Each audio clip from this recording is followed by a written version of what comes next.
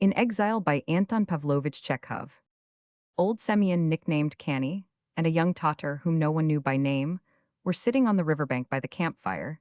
The other three ferrymen were in the hut. Semyon, an old man of 60, lean and toothless, but broad-shouldered, and still healthy-looking, was drunk. He would have gone in to sleep long before, but he had a bottle in his pocket, and he was afraid that the fellows in the hut would ask him for vodka. The Tatar was ill and weary, and wrapping himself up in his rags was describing how nice it was in the Simbirsk province, and what a beautiful and clever wife he had left behind at home. He was not more than 25, and now, by the light of the campfire, with his pale and sick mournful face, he looked like a boy. "To be sure it is not paradise here," said Canny. "You can see for yourself the water, the bare banks, clay, and nothing else. Easter has long passed. And yet there is ice on the river, and this morning there was snow." It's bad," said the Tatar, and looked round him in terror. The dark cold river was flowing 10 paces away. It grumbled, lapped against the hollow clay banks, and raced on swiftly towards the faraway sea. Close to the bank, there was the dark blur of a big barge, which the ferrymen called a carbos. Far away on the further bank, lights dying down and flickering up again zigzagged like little snakes. They were burning last year's grass. And beyond the little snakes there was darkness again. Their little icicles could be heard knocking against the barge. It was damp and cold. The Tatar glanced at the sky. There were as many stars as at home, and the same blackness all round, but something was lacking at home in the Simbirsk province. The stars were quite different, and so was the sky. It's bad," he repeated. "You will get used to it," said Semyon, and he laughed. "Now, you are young and foolish. The milk is hardly dry on your lips, and it seems to you in your foolishness that you are more wretched than anyone. But the time will come when you will say to yourself, 'I wish no one a better life than mine.' You look at me. Within a week, the floods will be over, and we shall set up the ferry. You will all go wandering off about Siberia, while I shall stay, and shall begin going from bank to bank. I've been going like that for 22 years, day and night. The pike and the salmon are under the water while I am on the water, and thank God for it.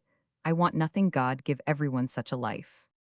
The Tatar threw some dry twigs on the campfire, lay down closer to the blaze, and said, "My father is a sick man. When he dies, my mother and wife will come here. They have promised." "And what do you want your wife and mother for?" asked Canny. "That's mere foolishness, my lad. It's the devil confounding you. Damn his soul. Don't you listen to him. The cursed one, don't let him have his way. He is at you about the women, but you spite him. Say, 'I don't want them.' He is on at you about freedom, but you stand up to him and say, 'I don't want it. I want nothing, neither father nor mother nor wife nor freedom nor post nor paddock. I want nothing. Damn their souls." Semyon took a pull at the bottle and went on. "I am not a simple peasant, not of the working class, but the son of a deacon, and when I was free I lived at Kursk. I used to wear a frock coat, and now I have brought myself to such a pass that I can sleep naked on the ground and eat grass, and I wish no one a better life. I want nothing, and I am afraid of nobody. And the way I look at it is that there is nobody richer and freer than I am. When they sent me here from Russia, from the first day, I stuck it out. I want nothing. The devil was at me about my wife, and about my home, and about freedom. But I told him I want nothing. I stuck to it, and here you see I live well, and I don't complain. And if anyone gives way to the devil and listens to him, if but once he is lost there is no salvation for him. He is sunk in the bog to the crown of his head, and will never get out. It is not only a foolish peasant like you, but even gentlemen, well-educated people are lost. 15 years ago they sent a gentleman here from Russia. He hadn't shared something with his brothers, and had forged something in a will. They did say he was a prince or a baron, but maybe he was simply an official, who knows? Well, the gentleman arrived here, and first thing he bought himself a house and land in Muhortinsko. I want to live by my own work, says he, in the sweat of my brow, for I am not a gentleman now, says he, but a settler. Well, says I, God help you, that's the right thing. He was a young man, then, busy and careful. He used to mow himself and catch fish, and ride 60 miles on horseback. Only this is what happened from the very first year he took to riding to Jarino for the post. He used to stand on my ferry and sigh, 'Ech, Semyon, how long it is since they sent me any money from home.' 'You don't want money, Vasily Sergeyich,' says Roman 1. 'What use is it to you? You cast away the past, and forget it as though it had never been at all, as though it had been a dream, and begin to live anew. Don't listen to the devil,' says I. 'He will bring you to no good. Hell draw you into a snare. Now you want money,' says I, 'but in a very little while you'll be wanting something else, and then more and more, if you want to be happy,' says I. 'The chief thing is not to want anything. Yes, if,' says I, 'if fate has wronged you and me cruelly, it's no good asking for her favor and bowing down to her, but you despise her and laugh at her, or else she will laugh at you.' That's what I said to him. 2 years later, I ferried him across to this side, and he was rubbing his hands and laughing. I am going to Gerino to meet my wife, says. She was sorry for me, says. She has come, she is good and kind. And he was breathless with joy, so a day later, he came with his wife, a beautiful young lady in a hat in her arms, was a baby girl and lots of luggage. Of all sorts, and my Vasily Sergeitch was fussing round her, he couldn't take his eyes off her, and couldn't say enough in praise of her. Yes, brother, Semyon, even in Siberia, people can live all right, thinks I. It will be a different tale presently. And from that time forward, he went almost every week to inquire whether money had not come from Russia. He wanted a lot of money. She is losing her youth and beauty here in Siberia for my sake, says he, and sharing my bitter lot with me. And so I ought, says he, to provide her with every comfort. To make it livelier for the lady, he made acquaintance with the officials and all sorts of riffraff. And of course, he had to give food and drink to all that crew, and there had to be a piano and a shaggy lapdog on the sofa. Plague, take it luxury, in fact, self-indulgence. The lady did not stay with him long. How could she? The clay, the water, the cold, no vegetables for you, no fruit, all around you, ignorant and drunken people, and no sort of manners. And she was a spoilt lady from Petersburg or Moscow. To be sure, she moped besides her husband. Say what you like, was not a gentleman now, but a settlenot the same rank. 3 years later, I remember, on the eve of the Assumption, there was shouting from the further bank. I went over with the ferry, and what do I see but the lady all wrapped up, and with her a young gentleman, an official, a sledge with 3 horses. I ferried them across here. They got in and away like the wind. They were soon lost to sight, and towards morning Vasily Sergeitch galloped down to the ferry. Didn't my wife come this way with a gentleman in spectacles, Semyon? She did, said I. You may look for the wind in the fields. He galloped in pursuit of them. For 5 days and nights he was riding after them. When I ferried him over to the other side afterwards, he flung himself on the ferry and beat his head on the boards of the ferry, and howled so. That's how it is, says Roman. When I laughed and reminded him, people can live even in Siberia, and he beat his head harder than ever. Then he began longing for freedom. His wife had slipped off to Russia, and of course he was drawn there to see her, and to get her away from her lover. And he took my lad to galloping almost every day, either to the post or the town, to see the commanding officer. He kept sending in petitions for them to have mercy on him and let him go back home, and he used to say that he had spent some 200 rubles on telegrams alone. He sold his land and mortgaged his house to the Jews. He grew gray and bent and yellow in the face, as though he was in consumption. If he talked to you, he would go kiki, and there were tears in his eyes. He kept rushing about like this, with petitions, for 8 years. But now he has grown brighter and more cheerful again. He has found another whim to give way to you. See, his daughter has grown up. He looks at her, and she is the apple of his eye. And to tell the truth, she is all right good-looking, with black eyebrows and a lively disposition. Every Sunday he used to ride with her to church in Gerino.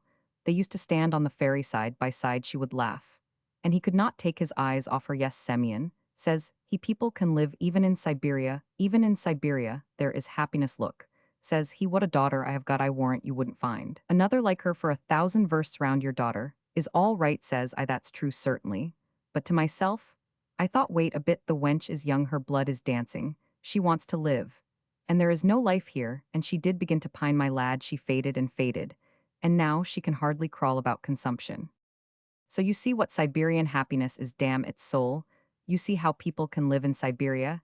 He has taken to going from one doctor to another, and taking them home with him as soon as he hears that 200 or 300 miles away there is a doctor or a sorcerer. He will drive to fetch him. A terrible lot of money he spent on doctors, and to my thinking he had better have spent the money on drink. Shall die just the same, she is certain to die, and then it will be all over with him. Hell, hang himself from grief, or run away to Russia. That's a sure thing. Hell, run away, and they'll catch him. Then he will be tried, sent to prison. He will have a taste of the lash. Good, good, said the Tatar, shivering with cold. What is good? Asked Canny. His wife, his daughter. What of prison, and what of sorrow anyway? He did see his wife, and his daughter, you say, want nothing. But nothing is bad. His wife lived with him 3 years. That was a gift from God. Nothing is bad, but 3 years is good. How not understand? Shivering and hesitating, with effort picking out the Russian words of which he knew but few, the Tatar said that God forbid one should fall sick and die in a strange land, and be buried in the cold and dark earth. That if his wife came to him for 1 day, even for 1 hour, that for such happiness he would be ready to bear any suffering, and to thank God. Better 1 day of happiness than nothing. Then he described again what a beautiful and clever wife he had left at home. Then, clutching his head in both hands, he began crying and assuring Semyon that he was not guilty, and was suffering for nothing. His two brothers and an uncle had carried off a peasant's horses, and had beaten the old man till he was half dead, and the commune had not judged fairly, but had contrived a sentence by which all the three brothers were sent to Siberia, while the uncle, a rich man, was left at home. "You will get used to it," said Semyon. The Tatar was silent and stared with tear-stained eyes at the fire. His face expressed bewilderment and fear, as though he still did not understand why he was here in the darkness and the wet beside strangers, and not in the Simbirsk province. Canny lay near the fire, chuckled at something, and began humming a song in an undertone. "What joy has she with her father?" he said a little later. "He loves her, and he rejoices in her, that's true. But mate, you must mind your PS and QS with him.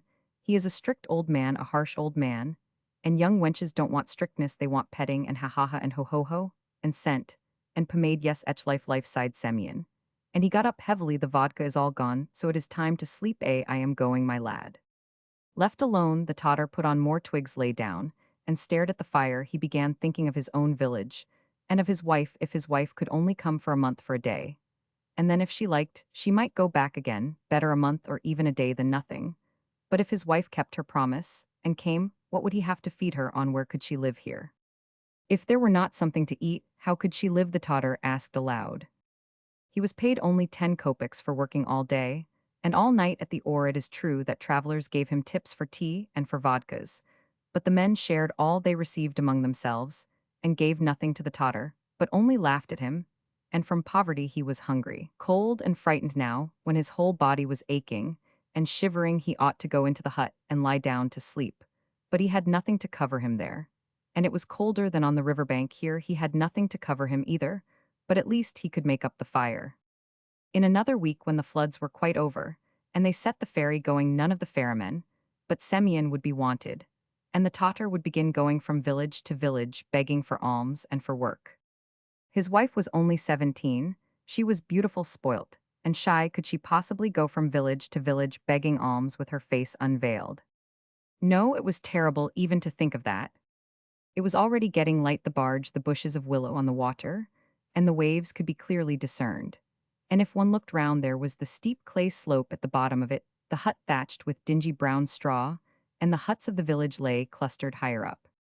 The cocks were already crowing in the village. The rusty red clay sloped, the barge, the river, the strange unkind people, hunger, cold, illness perhaps, all that was not real most likely. It was all a dream, thought the Tatar. He felt that he was asleep, and heard his own snoring. Of course he was at home in the Simbirsk province, and he had only to call his wife by name for her to answer. And in the next room was his mother. What terrible dreams there are, though, what are they? For the Tatar smiled, and opened his eyes. What river was this? The Volga. Snow was falling. Boat was shouted on the further side. Boat. The Tatar woke up and went to wake his mates and row over to the other side. The ferrymen came onto the riverbank, putting on their torn sheepskins, as they walked, swearing with voices husky from sleepiness and shivering from the cold. On waking from their sleep, the river, from which came a breath of piercing cold, seemed to strike them as revolting and horrible. They jumped into the barge without hurrying themselves. The Tatar and the three ferrymen took the long, broad-bladed oars, which in the darkness looked like the claws of crabs. Semyon leaned his stomach against the tiller. The shout on the other side still continued, and 2 shots were fired from a revolver, probably with the idea that the ferrymen were asleep or had gone to the pothouse in the village. "All right, you have plenty of time," said Semyon, in the tone of a man convinced that there was no necessity in this world to hurry, that it would lead to nothing anyway. The heavy, clumsy barge moved away from the bank and floated between the willow bushes, and only the willows slowly moving back showed that the barge was not standing still, but moving. The ferrymen swung the oars evenly in time. Semyon lay with his stomach on the tiller and, describing a semicircle in the air, flew from one side to the other in the darkness. It looked as though the men were sitting on some antediluvian animal with long paws, and were moving on it through a cold, desolate land, the land of which one sometimes dreams in nightmares. They passed beyond the willows and floated out into the open. The creak and regular splash of the oars was heard on the further shore, and a shout came, "Make haste, make haste." Another 10 minutes passed, and the barge banged heavily against the landing stage. "And it keeps sprinkling and sprinkling," muttered Semyon, wiping the snow from his face, "and where it all comes from God only knows." On the bank stood a thin man of medium height in a jacket lined with fox fur, and in a white lambskin cap. He was standing at a little distance from his horses. And not moving, he had a gloomy concentrated expression, as though he were trying to remember something and angry with his untrustworthy memory. When Semyon went up to him and took off his cap, smiling, he said, "I am hastening to Anastasievka, my daughter's worse again, and they say that there is a new doctor at Anastasievka." They dragged the carriage onto the barge and floated back. The man whom Semyon addressed as Vasily Sergeyich stood all the time motionless, tightly compressing his thick lips and staring off into space. When his coachman asked permission to smoke in his presence, he made no answer, as though he had not heard. Semyon, lying with his stomach on the tiller, looked mockingly at him and said, "Even in Siberia people can live." There was a triumphant expression on Canny's face, as though he had proved something, and was delighted that things had happened as he had foretold. The unhappy helplessness of the man in the foxskin coat evidently afforded him great pleasure. "It's muddy driving now, Vasily Sergeyich," he said when the horses were harnessed again. "On the bank, you should have put off going for another fortnight, when it will be drier, or else not have gone at all, if any good would come of your going. But, as you know yourself, people have been driving about for years and years, day and night, and it's always been no use. That's the truth." Vasily Sergeyich tipped him, without a word, got into his carriage and drove off. "There he has galloped off for a doctor," said Semyon, shrinking from the cold. "But looking for a good doctor is like chasing the wind in the fields, or catching the devil by the tail. Plague take your soul, what a queer chap, Lord forgive me, a sinner." The Tatar went up to Canny, and looking at him with hatred and repulsion, shivering and mixing Tatar words with his broken Russian, said, "He is good, but you are bad, the gentleman is a good soul, excellent, and you are a beast, bad, the gentleman is alive. But you are a dead carcass. God created man to be alive, and to have joy and grief and sorrow, but you want nothing, so you are not alive. You are stone, clay, a stone wants nothing, and you want nothing. You are a stone, and God does not love you, but he loves the gentleman." Everyone laughed. The Tatar frowned contemptuously, and with a wave of his hand, wrapped himself in his rags, and went to the campfire. The ferryman and Semyon sauntered to the hut. "It's cold," said one ferryman huskily, as he stretched himself on the straw with which the damp clay floor was covered. "Yes, it's not warm," another assented. "It's a dog's life." They all lay down. The door was thrown open by the wind, and the snow drifted into the hut. Nobody felt inclined to get up and shut the door. They were cold, and it was too much trouble. "I am all right," said Semyon as he began to doze. "I wouldn't wish anyone a better life." "You are a tough one, we all know, even the devils want take you." Sounds like a dog's howling came from outside. "What's that? Who's there?" "It's the Tatar crying." "I say, he's a queer one." "He'll get used to it," said Semyon, and at once fell asleep. The others were soon asleep too. The door remained unclosed.